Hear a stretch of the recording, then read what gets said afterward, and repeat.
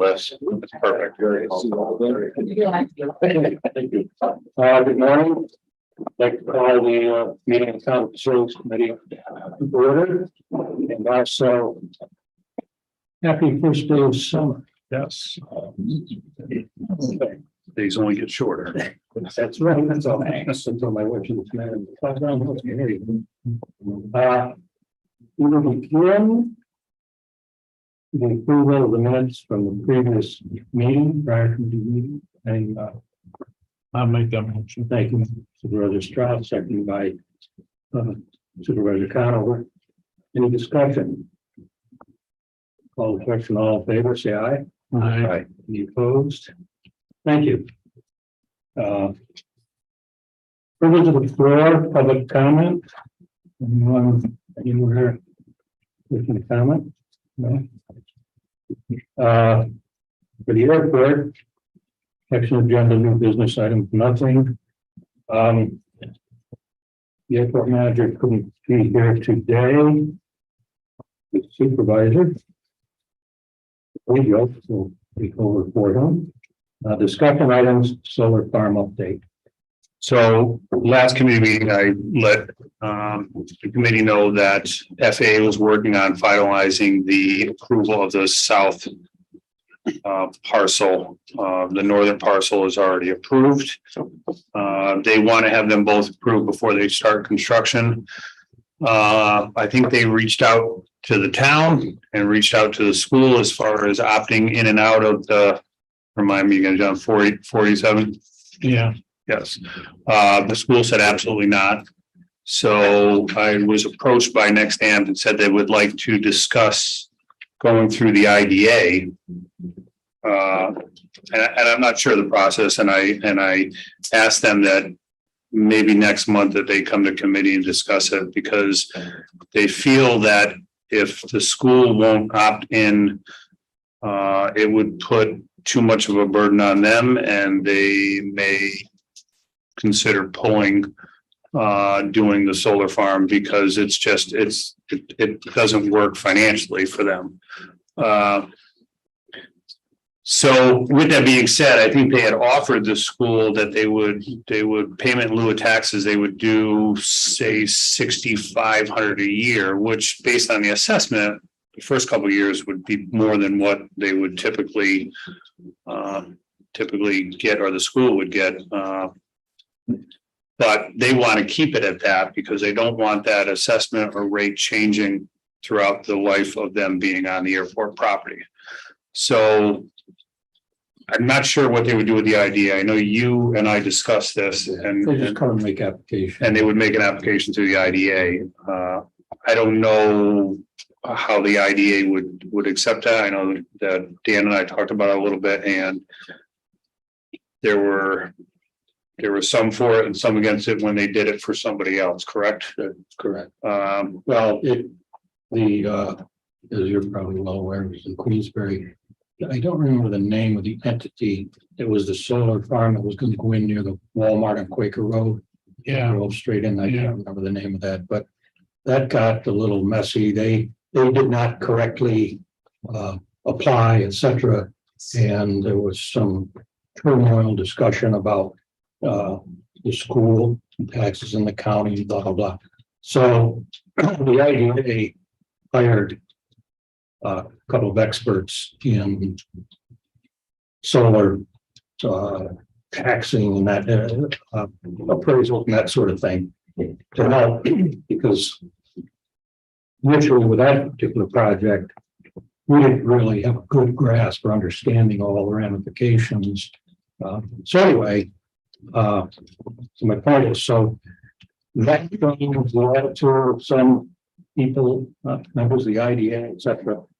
But we're still entertaining applications from solar farms. And I tell people, I think it's down the road, it's going to be, I think the state's just going to take that all over and tell you, because they're promoting wind energy and solar, which removes some impediments. I think the state's just going to dictate, as they are wants to do at the times, what you will do to accommodate solar development. So anyway, they can come.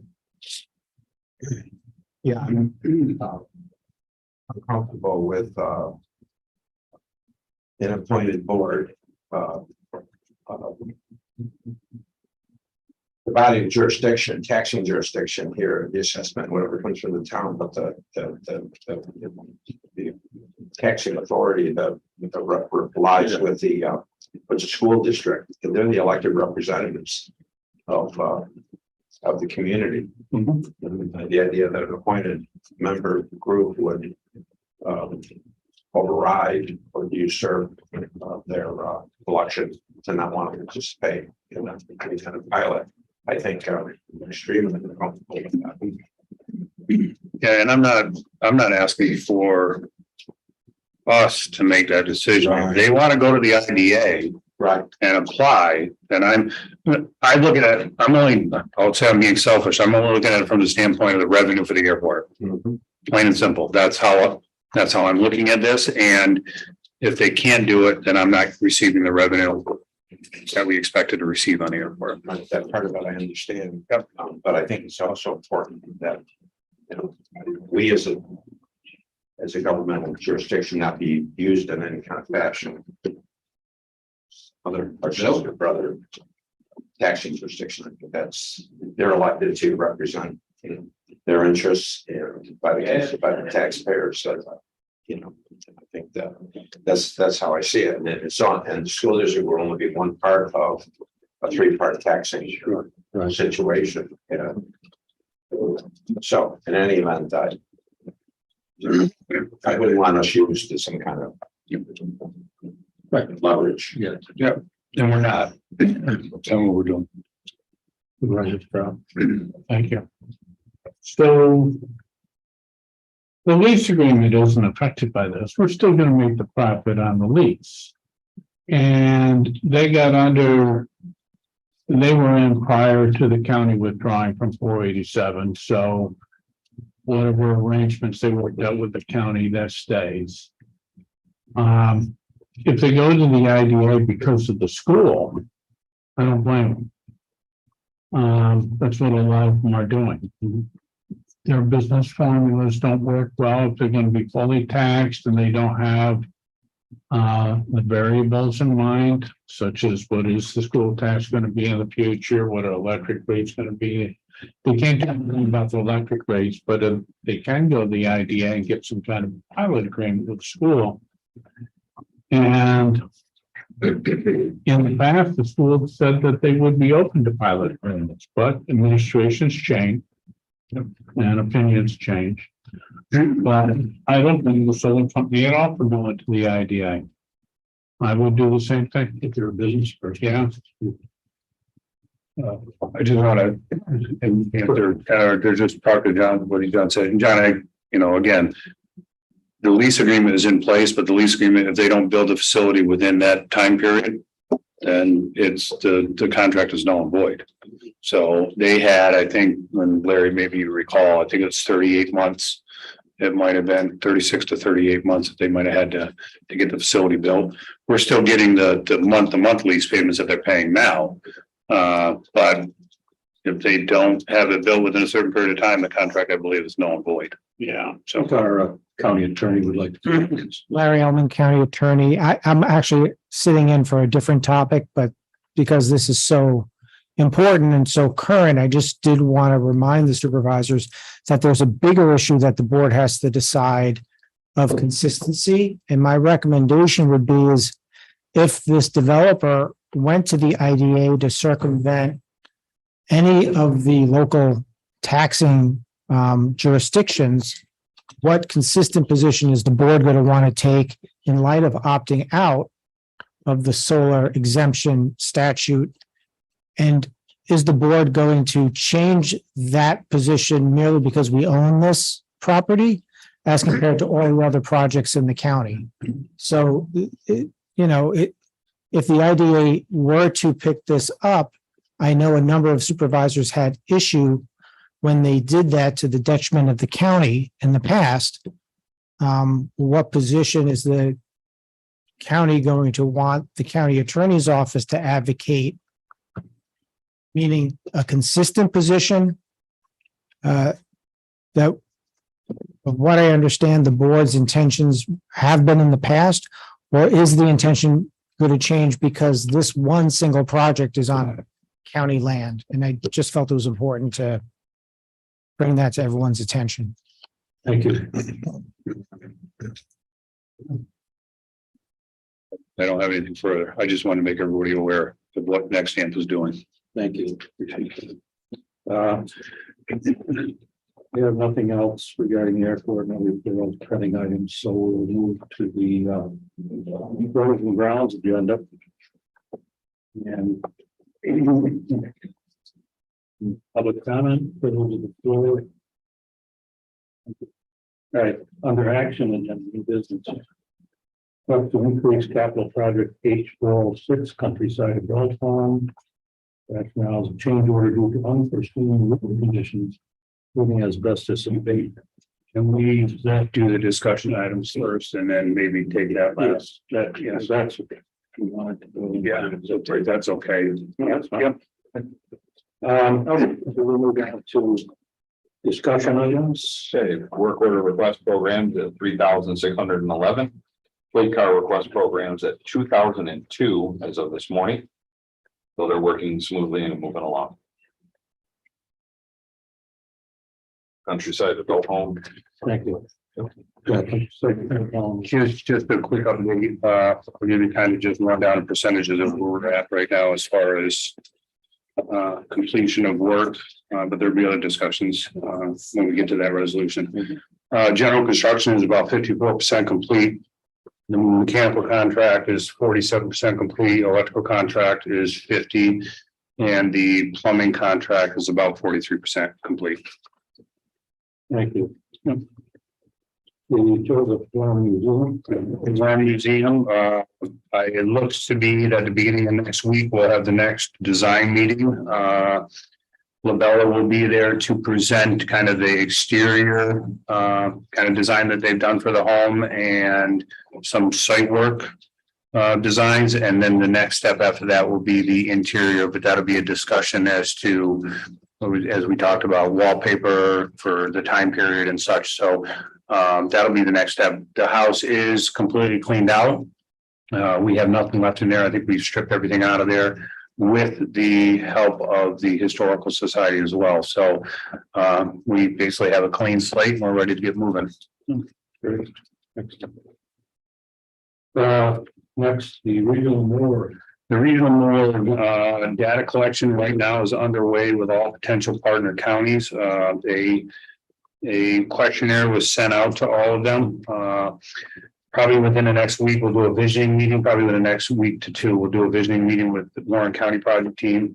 And then a draft report, including the conceptual design and budgets, are due at the beginning of September. So How was it received from other counties? Do you have a sense? no, we had a couple come back with some questions to us as far as the questionnaire goes, but I still think we need to kind of maybe John and I and you and maybe Chairman Garrity can sit down and kind of call some of these counties, or maybe maybe set up a Zoom call with some of the ones that are potential, just to kind of. We preface this when we send it out that we're not looking for you to join us now. We're just asking you questions about what you do, how you go about doing it. And that was the basis of this data collection. The next step would be, okay, now we're here. Are you willing to partner, engage your interest in participating with us? Fair enough. Thank you. Excuse me, referral pending items. Design updates for the front entrance. We had a site walk completed last week with our engineer. The draft conceptual site plans are due the week of July 10th. And then the final site plans and estimate are due the beginning of August, probably the first or second week of August. Good. And last one here is referral from human business safety. That's still where it's at. The courts haven't received anything yet from that unit. And I had one more kind of to add on with that. The Warren County Courts project, which was the phase 4 renovations, the contract Documents are being finalized now and the plans will be available for contractors July 5th. With a bit of later in July. And hopefully starting construction in sometime in August, and that'll be the last phase of the court projects. Good, excellent. Okay, at this point, I'd like to have a motion to go into executive session to discuss a potential litigation. Do we just one matter for your executive session? Sure, sure. I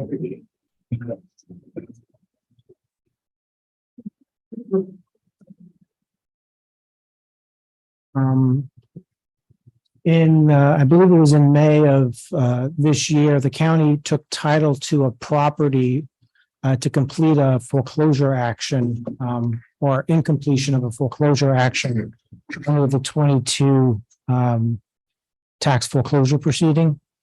The taking of title was delayed because the one of the titled owners had filed a bankruptcy petition, and it took a number of months for that petition to work its way through the court and ultimately be dismissed. The reason I'm bringing it to this committee is it appears to be the closest fit for some quick actions and a need to inform some supervisors of the steps that we're taking. The property is in Queensbury. It's 27 Indiana Avenue. It's a property where the town code enforcement has had a number of long-standing issues. The structure on the property had structural damage due to a fire and has been declared uninhabitable. There are 2 trailers on the property which are deemed movable property and therefore are not county owned as a result of the foreclosure action. My office did reach out to the superintendent for DPW to ask whether they would be able to go in to secure the property in the sense of putting no trespassing signs up in compliance with New York State law, as well as fencing on the property. The concern is that the prior owners will seek to move back into the property when they're free to do so. They're not currently free to do so as of now, so there is an opportunity to secure the property in the short term. We're working and coordinating with the attorney for the town of Queensbury to see if there may be some ability to negotiate and work out some additional issues. The town of Queensbury currently has a court order to demolish the structure that was subject to fire. And there may be some actions that need to occur before demolition starts. So we're just looking now that the county owns it to try to find the most cost-efficient way forward on the project. The concern is that the property, based on the assessment at least, will be worth less than the costs of the uncollected tax and the demolition work, resulting in a potential loss to the county if everything kind of goes on a historical standard process forward. And then the second piece of that is we're looking into possibly an online foreclosure auction that we could start as soon as possible. My interpretation under the tax law is that because it's a foreclosed property, it does not require board approval to conduct a foreclosure auction. But we're going to work with the director of real property tax services in more detail in the hopes that we can kind of move forward on all of these fronts, meaning one, prevent the prior owners from moving back into these trailers, which creates some other issues for neighbors and the property. 2, deal with the structure and any issues that arise from that structure in the most cost-effective manner. And 3, see if there's an ability to auction the property before the potential October auction, which may not go forward based on what steps the New York State Legislature takes. So. Supervisor, Yeah. I also mentioned Leah Everhart, Miller Manning Chapman, after attorney worked for the town on this matter. That we did pass, we being the Board of Supervisors of Warren County, did pass a legislative amendment to our law dealing with the sale of repossessed properties, that the new owners would have a specific, I think it was 1 year, time period in which to at least begin rehabbing that building so that we would avoid situations that we've seen in the past where we have these buildings in dire need of rehabbing and perhaps health code violations, and make sure that the new owner rehabs them. Leah didn't seem to be familiar with that aspect of the law. Is that still in existence, Larry? my recollection is there was a very spirited debate in committee and the board on that. There was a resolution to rescind that provision as there were some legal concerns and issues.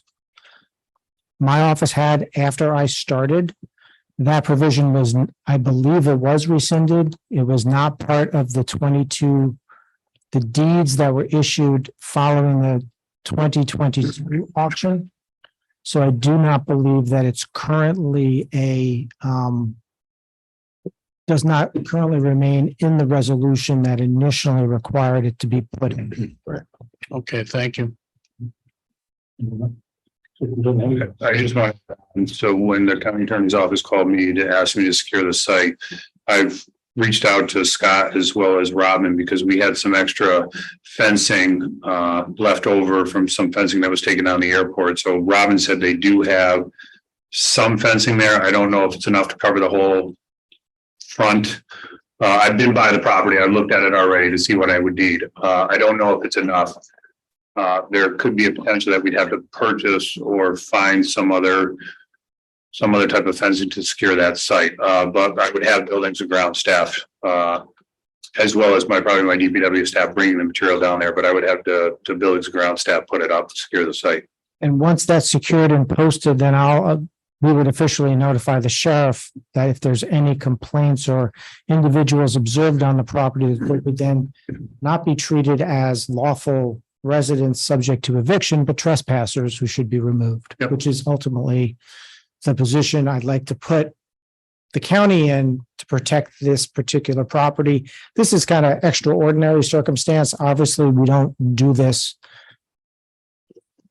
knock on fake wood, for any other properties we take in foreclosure process, but this particular property does cause a substantial issue with the neighborhood, the town, and we're hoping to avoid those same issues flowing onto the county by being proactive. And I do thank DPW and Building and Grounds for agreeing to step up and do those steps. Yeah.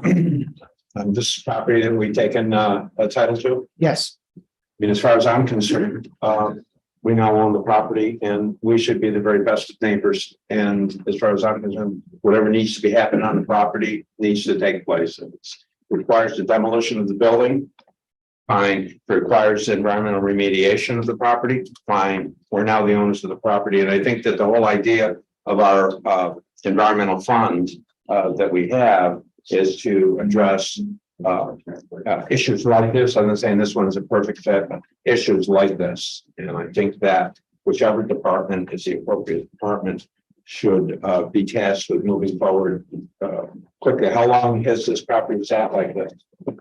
I don't have a good answer on that. I know the town has had an order in place. We've only owned it for maybe 30, 40 days. But the town got an order in March or April of this year to demolish the structure. So we're working with the town because if the town goes forward by law, they could assess 100% of those costs onto the tax rolls. The county potentially would be responsible for paying back under real property tax law of the town. So I just think there may be some efficiencies in either working together and coming to an agreement with the town or looking to do it cheaper in-house. Well, I mean, I would say that, not that he needs to be saddled with more work, but that, we have certain, contractors, service contractors on retainer. And I think that if this represents which it certainly does, an unsafe, fires can be reactivated, children could get hurt playing in the dilapidated structures, is such that these that our superintendent be tasked, public works be tasked with remedying the situation, at least to a certain point, immediately. And and there shouldn't be any hesitation on our part. Once we take ownership of that property, now it's ours. It's our responsibility and that was the whole idea of having this fund. And I understand there are issues now or questions people have on how the revenue comes to that fund and whether property owners should themselves should, if the property is sold for more than what they owe. I get all that, but I think that we should task Superintendent Pagos with our private contractors if they can utilize them to take that property to a certain point. Now, the environmental remediation, perhaps if that's required, I mean, initially, I think that there's going to have to be an investigation. I think it's required by law in terms of the demolition, and there's going to be some testing about. So, I mean, there's a process here that we're going to have to go through. So, my feeling is let's get this show on the road. So I will say that I at least need 48 hours, give or take, because I have to do a dig safe and I got to determine where all the utilities are going into that house. And as of right now, I don't know that we're demoing, we're securing the site, period. Nothing more at this point. If we go to that next step of demo, and I would certainly call on our contractors that we have on term agreements, and we would look to the real property director or whatever, if they have funding under their environmental funding, because I don't have funding under my budget. Yeah, no, I would. Right. My feeling is, I mean, I think the fencing can try to secure the credit card. I don't know why we, as property owners, why we wouldn't move forward immediately to demolish the property, clear the property, make it flat. I think the neighborhood and in the community deserves that. I think that I don't know why we would hesitate at all. Provided there's no legal. Let's secure the property first. Then we'll determine quickly whether demolition appropriate, which it sounds like it is. Lexi.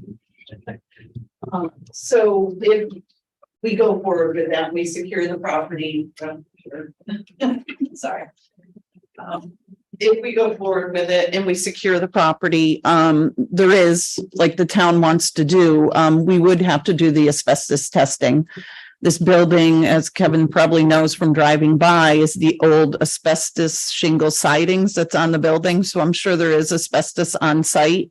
I know that was one of the first steps that the town of Queensbury was looking to do when we did have a conversation with their town attorney. So that is something that I know in the past we have used one of Kevin's contractors, Atlantic Testing, to do any testing when it comes to the asbestos. So that is possibly an avenue we could go.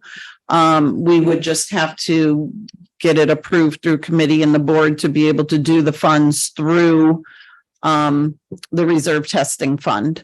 And then, it is something that we could possibly consider, paying the cost that way to just see what's there before any demolition could be done. All right, so Lieutenant Hajos, that's your department. So we'll leave it to you. You're going to secure the site. I believe from what I'm hearing, there's some funds available if we need additional fencing. Is that correct? So I'll just talk to that real quick. So there's probably some funding under one of Scott's budgets that I could purchase the fencing, but we would definitely want the environmental fund or whatever to refund that, because that's his budgeted money that he had for this year. We could certainly pull some out to do some work. but we would need it replenished for the remainder of this year in his budget. Can I answer that Yes. question? So I'm not sure. We would have to look at how that reserve fund is set up. I'm not sure if we can cover the cost of the fencing under that reserve fund, because I don't know if it was set up for stuff like that. I thought it was more so just for the testing on the property that would need to be done, or any of the demolition. So I guess that would be a question more so for the county attorney's office to look into how that reserve fund was set up. I mean, we can spend the next hour going over the questions that our staff clearly knows. They know the questions. And not the least of which is perhaps the asbestos had to remove the C and D material, given the status of the building, which is, I believe, embedded in the law as well. So, I mean, they know all this. Exactly. All they need to know from us is what our pleasure is relative to the remnant on the property. And my feeling is that this committee should authorize the cleaning of the property. And now, where's the money going to come from? Well, it'll come from whatever is the appropriate funding source that's available. If it's the environmental fund, fine. If it's not, then it's going to have to come from the fund balance. And I don't have any problem with that. We know. All right, here's what we're gonna do. Superintendent Hayes is going to undertake all of this. He's gonna see that the property is secured. He'll look into asbestos abatement, the funding, correct? I don't know where you about. I can automatically call, or I can right now call Atlantic Testing. If that's what you want me to authorize, I can call Atlantic Testing in right now to do the testing on that building to determine what's there. It'll be a limited hazardous survey. They'll tell us what's potentially there. And then from there, Atlantic can also write a variance, so we can consider it all C and D. Like we've done before in other instances. They'll still have to have air monitoring testing when the site or the facility is being demolished. But then they'll take it as hazardous material C and D to a certain facility. So that can be done, and they can write the variance through DOH or DOL for that. So I can start that process right now if that's what the committee wants me to do. All right, we'll get to that in a second. Supervisor Stroud. All right, well, I put a resolution for Monday next town board meeting that was going to approve, or ask the board to approve $1,800 for the asbestos assessment. I was also informed on Monday that the town of Queensbury is not to go on the site, nor any of its signs to go on the site by Warren County. And so I pulled that resolution, but just to give me an idea of one price, maybe Atlantic would be even better. Okay. Okay, so we need a motion to authorize superintendent and whoever, superintendent to proceed with securing the site, assessing the asbestos content, et cetera, and then also eventual demolition will. I'll be happy to make that motion, but I would just want the committee to understand that, we're talking, some amount of money here. We're not talking about, I just want to be clear, this is not going to happen for $500. Because I sort of like your This is going to take some money, but I will make that motion, of course. any discussion? Now, call the question, all in favor? Aye. Any opposed? Thank you. So superintendent will proceed and need be get back to us regarding demolition. Yep. Thank you. Appreciate it. We're all set? Very good. Next session. Yeah, need a motion to go into executive session to discuss some potential litigation. Albert, second by Supervisor Stroud. Any discussion? All in favor? Aye. Aye. Okay. We will move into executive session. That works. Yep.